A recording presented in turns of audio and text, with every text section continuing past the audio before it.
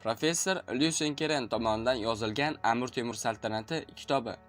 Professor Lyusen Keren buyuk bobokalonimiz Amir Temurning butun bosib o'tgan hayot yo'liga bag'ishlab ko'plab asar va maqolalar yozgan. Ayniqsa, mazkur Amir Temur saltanati kitobi fransuz temurshunoslari yaratgan asarlar qatorida alohida o'rin tutadi. 1961-yilda O'zbekistonga qilingan safar professorning hayotida burilish yasaydi. Shu paytdan boshlab u o'z hayotini Amir Temur shaxsi va Temuriylar sulolasi tarixini o'rganishga bag'ishlagan. Professor Lyusen Keren o'z asarlarini yozishdan avval Amir Temur to'g'risida yozilgan Sharq va G'arb manbalarini chuqur tanqidiy nuqtai nazardan o'rganib chiqqan. Olim Sohibqiron haqida ulkan arxiv, tarixiy, ashyoviy va hayotiy ma'lumotlar to'plagan. Lyusen Keren Amir Temur shaxsiga xolis va mafkuraviy aqidalarsiz yondashadi. U o'zi to'plagan ilmiy va tarixiy dalillar asosida mulohaza yuritadi va xulosalar chiqaradi.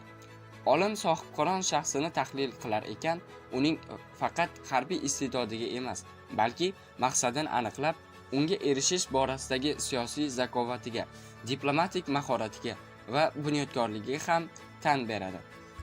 Professor Lyusen Keren Amir Temur va uning Yevropa bilan aloqalariga bag'ishlangan bir qator asar va maqolalar muallifidir.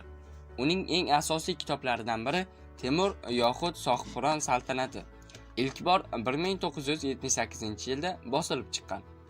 Uning yirik asarlaridan yana biri Temur davrida Samarqand yo'li kitobi va ushbu asar UNESCOning Ipak yo'li muloqotlar yo'li dasturi doirasida tayyorlangan. Lyusen Kerenning bu kitoblari uni dong'i ketgan temurshunos olimlar qatoriga qo'shgani bejiz emas. Ayniqsa, Sohibqironning Yevropadagi o'rni va xizmatiga oid fikrlari diqqatni jalb etadi.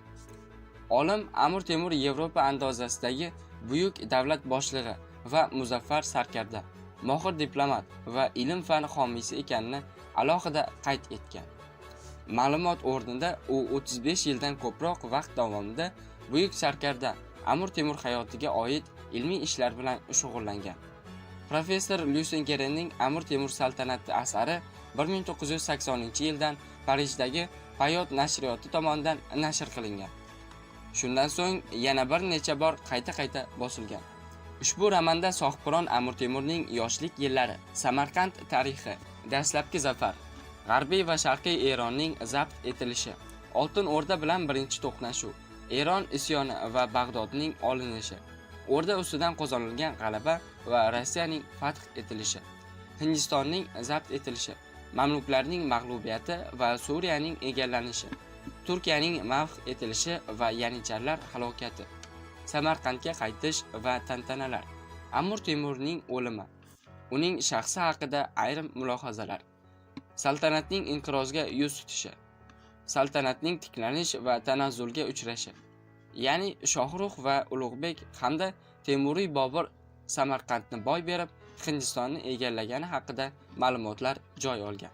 Amir Temur dunyo tarixida juda katta nom qoldira olgan buyuk sarkarda, o'rta asrlarning eng mashhur afsonaviy qo'mondoni, ulkan imperiya asoschisi, Temuriylar sulolasining bosh bo'g'ini, kuchli strategik va siyosatchi. Hayoti davomida biror marta bo'lsa ham raqibga yengilmagan buyuk inson. Ushbu shaxs hayotiga bag'ishlangan Amir Temur saltanati kitobini o'qib chiqishingizni tavsiya qilamiz. Chunki bu asarda Sohibqironimiz Amir Temur yashab o'tgan davrlarga oid tarixiy ma'lumotlarga ega bo'lasiz.